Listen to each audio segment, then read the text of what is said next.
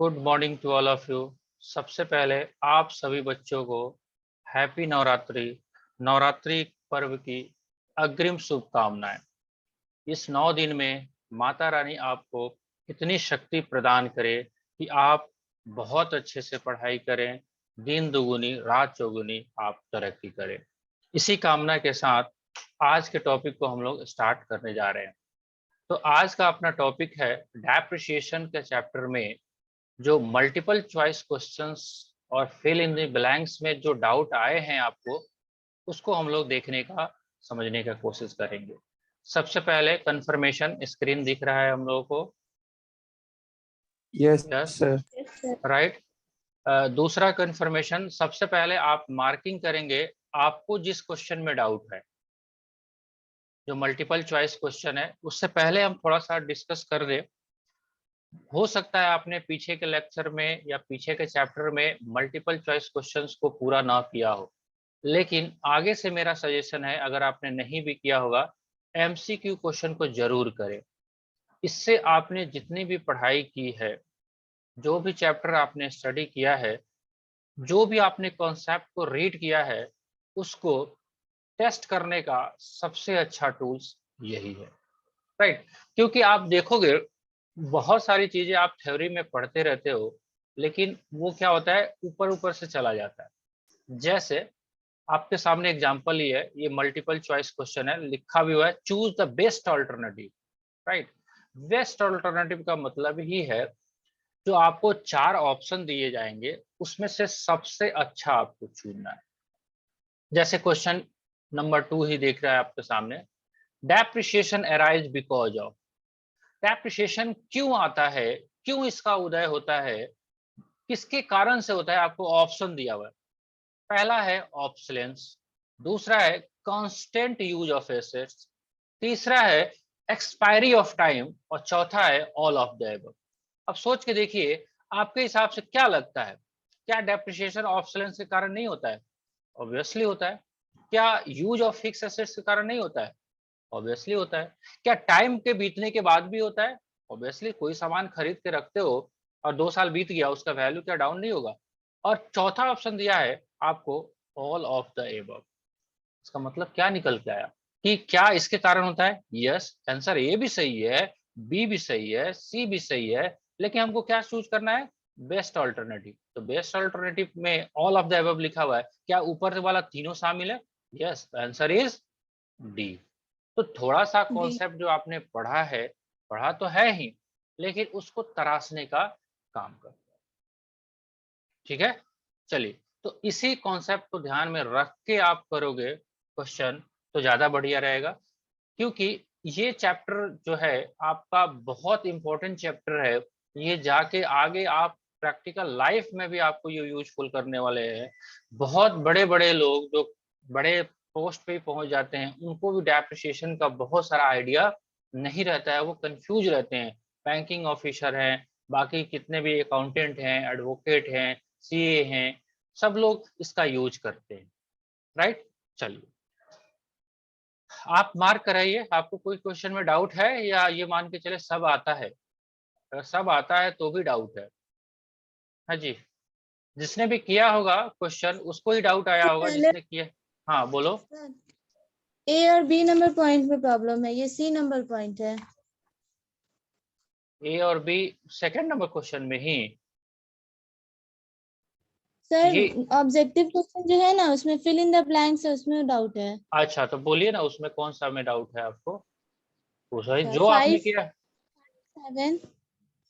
ये a number fill in the blanks वाले में पहले? Yes sir. ठीक है। 5 नंबर थोड़ा सा देखने में दिक्कत होता है, क्योंकि आपकी तरफ से जो आता है मुझे, वो प्रॉपर कैमरा हो सकता है आपका लो क्वालिटी का होगा, या आप फोटो अच्छे से नहीं लगाते हैं, लेकिन जो है उसी से काम चलाना पड़ेगा।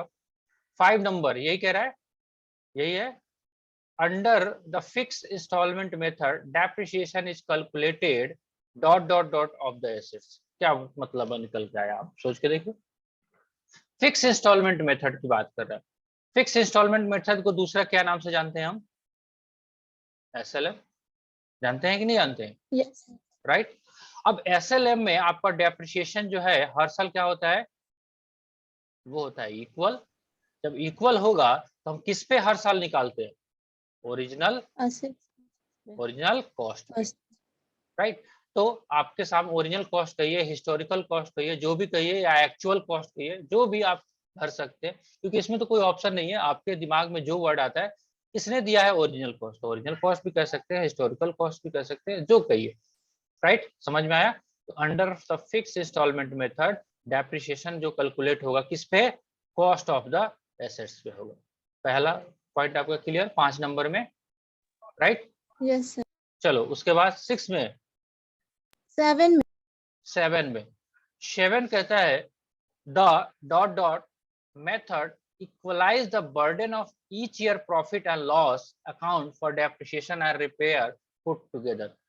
शायद आपको ध्यान नहीं है, मैंने नोट्स आपको करवाया था, आप वीडियो को कभी रिवाइंड करके देखिएगा, मुझे याद है मैंने बताया था कि आपको एसएलएम वर्सेस डब्ल्यूडीबी का कंपेयर चार्ट करवाया था, और उसमें आपको डिस्कस करके एग्जांपल के माध्यम से भी बताया गया था कि कौन सा मेथड्स में अगर रिपेयर का खर्चा आपको मेंटेन करके चलना है तो कौन सा मेथड आपके लिए यूजफुल है। तो सिंपल सा बात है, डब्ल्यूडीबी मेथड। क्यों, एसएलएम में तो हर साल डेप्रिसिएशन बराबर रहेगा ना भाई, first year second year, confusion नहीं रहना चाहिए बिल्कुल। आप पेज ले लो, बता देते हैं। आप कहते हो एसएलएम, हम कहते हैं डब्ल्यूडीबी, राइट। अब एसएलएम में क्या है, पहला साल, दूसरा साल, तीसरा साल। डेप्रिसिएशन क्या है, मान लेते 1000 है तो 1000 1000 1000 सब साल बराबर। जबकि डब्ल्यूडीबी में क्या होगा, डेप्रिसिएशन 1000 900 800 यही होगा। अब कहता है कि हमारा रिपेयर एंड मेंटेनेंस शुरुआत के सालों में ज्यादा रहेगा या बाद के सालों में। एसएलएम पे डेप्रिसिएशन प्लस रिपेयर भी होगा, मशीन है तो रिपेयर भी होगा। तो पहले साल में मशीन जब नया रहता है तो ज्यादा बनाई चार्ज लगेगा, जब पुरान होते जाएगा तो ज्यादा रिपेयर का चार्ज लगेगा। ऑब्वियसली बात है, जब पुराना होगा। मान लेते हैं पहले साल में 1000 है, दूसरे साल में रिपेयर 2000 है, तीसरे साल में 3000 है। तो हमारा बैलेंस जो है, अब इधर देखिए 2000 टोटल खर्चा हो गया है ना, इधर 3000 हो गया, इधर 4000 हो गया। लेकिन इधर जो है अगर मान लेते हैं खर्चे जो रिपेयर के होने हैं वो होने हैं, राइट। जो रिपेयर पे होगा, डेप्रिसिएशन का मेथड कोई भी यूज करो, रिपेयर तो जितना होना है उतना होना है। आप देखो कंपेयर करके, पहले साल में तो कोई फर्क नहीं पड़ेगा, लेकिन बैलेंस किधर होते जा रहा है, टोटल खर्चा। तो ऑब्वियसली बात है डब्ल्यूडीबी में।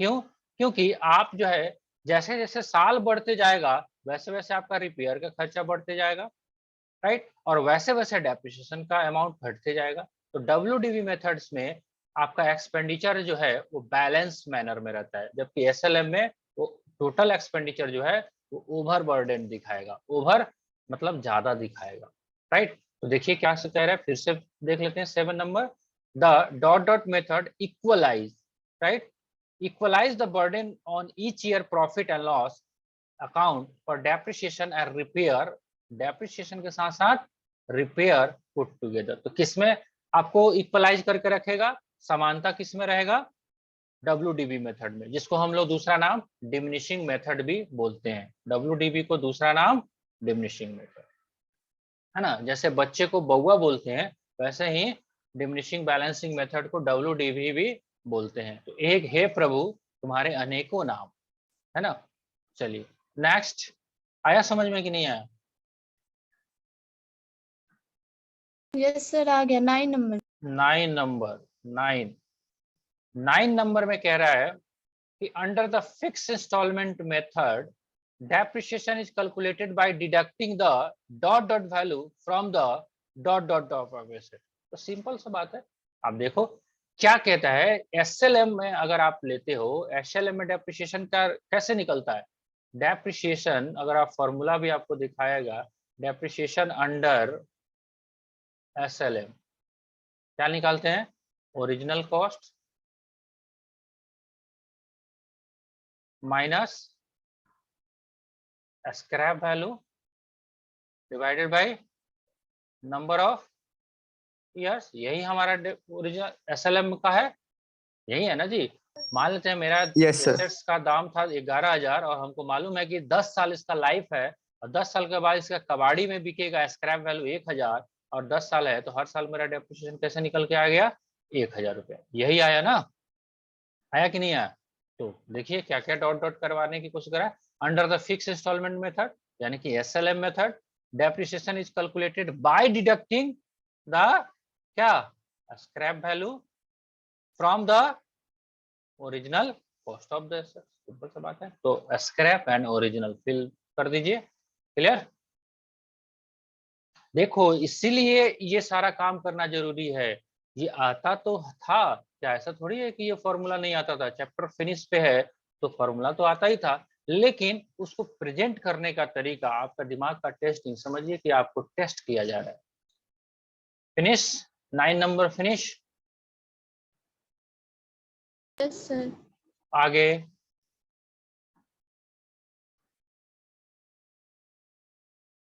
खत्म। सर ट्रू फॉल्स का 3 और 4। ट्रू फॉल्स पे आते हैं। चलिए ट्रू फॉल्स पे पहले आते हैं। चलिए लेके आते हैं, इसको सामने रखते हैं। यही है ट्रू फॉल्स? नहीं, यही है ट्रू फॉल्स क्या? हाँ यही है। यस दिख तो सर। रहा दिख तो रहा है ट्रू एंड फॉल्स। चलिए अब जो दिख रहा है उतने से ही काम चलाना पड़ेगा। फ्रेश पेज पे ले लेते हैं इसको।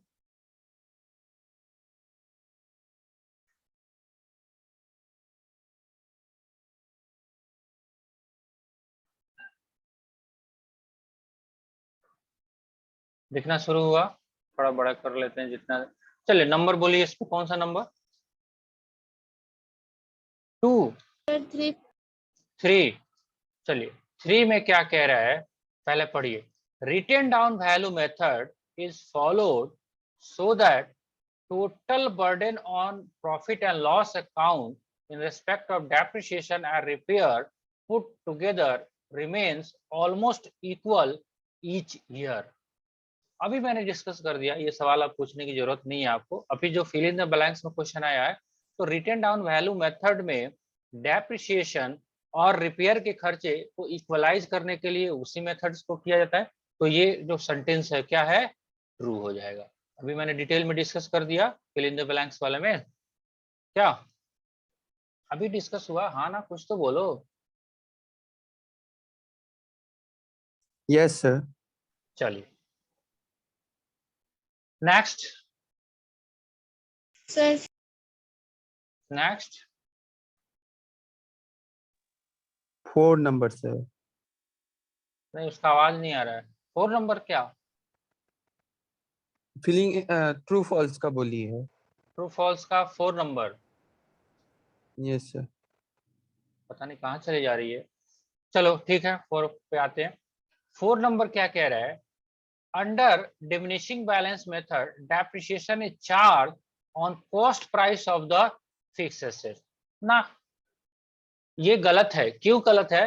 क्योंकि अगर हम WDV मेथड की बात करें तो पहले साल में तो कॉस्ट पे होगा। मान लेते हैं किसी एसेट्स का दाम है 10,000 और रेट ऑफ डेप्रिसिएशन क्या है? 10%। तो पहले साल में तो 10,000 पे लगेगा, अगले साल में किस पे लगेगा?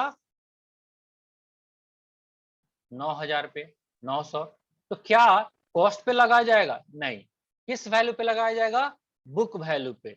बुक वैल्यू कह सकते हो या WDV वैल्यू कह सकते हो। तो ये सेंटेंस जो है गलत है। Under the diminishing balance method depreciation is charge on cost price of the fixed asset. ऐसा नहीं है। हाँ पार्शियली ये सही है उस सेंस में कि फर्स्ट ईयर में तो कॉस्ट पे लगेगा, लेकिन अगले सालों में वो रिटेन डाउन वैल्यू पे लगेगा या जो बुक वैल्यू है उस पे लगेगा। तो अगले साल 9,000 पे, उसके अगले साल 8,100 पे। ये कॉस्ट थोड़ी है एसेट्स का। तो इसलिए ये जो सेंटेंस है वो है फॉल्स। नेक्स्ट। सर और डाउट नहीं है। चलिए और डाउट नहीं है तो एक दिन और आप लगा के जो C नंबर पॉइंट है, तो मैंने अभी थोड़ा सा कोशिश भी किया आपको डिस्कस करने का। आपको सोचना पड़ेगा, बहुत सारी चीजों का ज्ञान आपको चैप्टर करने के टाइम में नहीं हुआ होगा, वो शायद मल्टीपल चॉइस क्वेश्चन करने से हो जाए। तो कुछ भी हो जाए, 2 रोटी कम खा लेना, लेकिन एक भी मल्टीपल चॉइस क्वेश्चन नहीं छूटना चाहिए। एक भी क्वेश्चन छूट गया, सुरक्षा चक्र टूट गया, राइट। और बाकी आयुष आपको कोई डाउट समस्या? अभी नहीं? नो सर, मेरे को नहीं है सर, हम इधर अभी नहीं है अभी तो नहीं ठीक है है, सर, इधर पहुंचे ही नहीं है। चलिए पहुंचिए जल्दी से जल्दी, क्योंकि जैसे जैसे आज से नवरात्रा शुरू हो गया है, जैसे जैसे आप आगे की तरफ बढ़ेंगे, आपका फीलिंग जो है पढ़ने का वो धीरे धीरे कम होते जाएगा, क्योंकि जैसे ही घर से बाहर निकलोगे चारों तरफ जय माता दी, जय माता दी, चलो बुलावा आया है, माता जी ने मेला देखने के लिए बुलाया है ना। तो फीलिंग थोड़ा सा कम आएगा, तो कोशिश करिए कम से कम सप्तमी तक तो पढ़ ले। अष्टमी, नवमी, दसवीं और उसके एक दिन आप छुट्टी लगा सकते हैं, क्योंकि पिछले सालों में भी दशहरा आपने नहीं देखा है, तो हम ये मना नहीं कर रहे हैं, आप मत देखो, खूब देखो, लेकिन अभी 7 दिन तक पढ़ लेते हैं, उसके बाद से 4 दिन आप घूम लेना, फिर से पढ़ेंगे, राइट?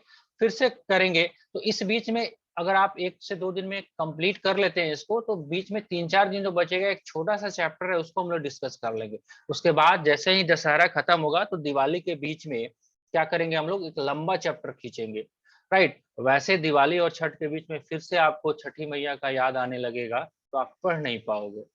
राइट। तो इसीलिए थोड़ा-सा प्लानिंग करके चलना है, और जैसे ही जैसे टाइम बीतते जा रहा है, आपका नवंबर आ चुका है, दिसंबर तक भी टाइम है, तो बहुत चैप्टर ऑलमोस्ट अपना कवर अप है, लेकिन अभी भी 2-3 लंबे-लंबे चैप्टर अभी आपके पेंडिंग हैं, जैसे बिल ऑफ एक्सचेंज, उसके बाद आपको क्या बोलते हैं फाइनल अकाउंट, वेट एडजस्टमेंट, तो ये सारे लंबे-लंबे चैप्टर जो है आपके पास रहेंगे।